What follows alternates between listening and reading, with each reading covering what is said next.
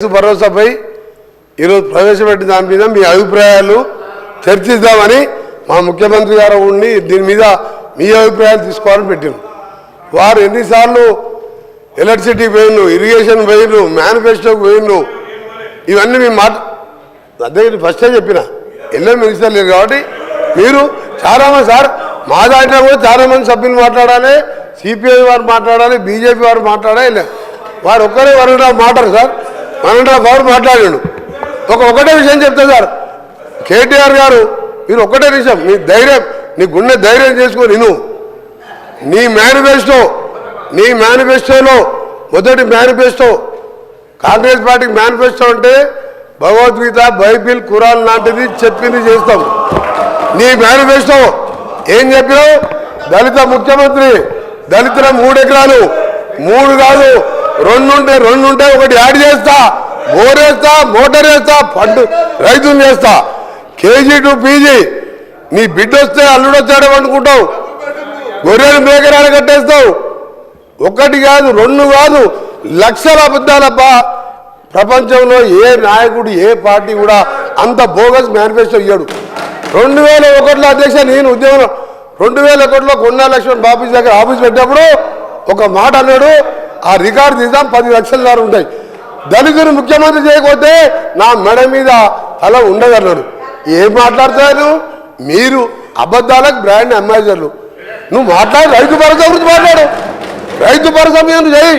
మీరు అడగకుండా ఇవాళ 2 లక్షల రూపాయల రుణమాఫీ 25 లక్షల మందికి.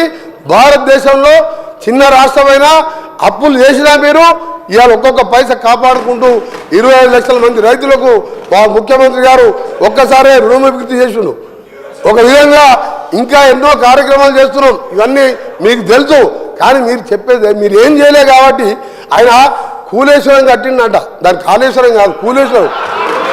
అధ్యక్ష ఒకటే అడుగుతురా, ఆ కూలేశ్వరం నీళ్లు వాడకుండా 1,52,00,000 మెట్రిక్ టన్నుల ధాన్యం పట్టించిన చరిత్ర తెలంగాణ రైతులది.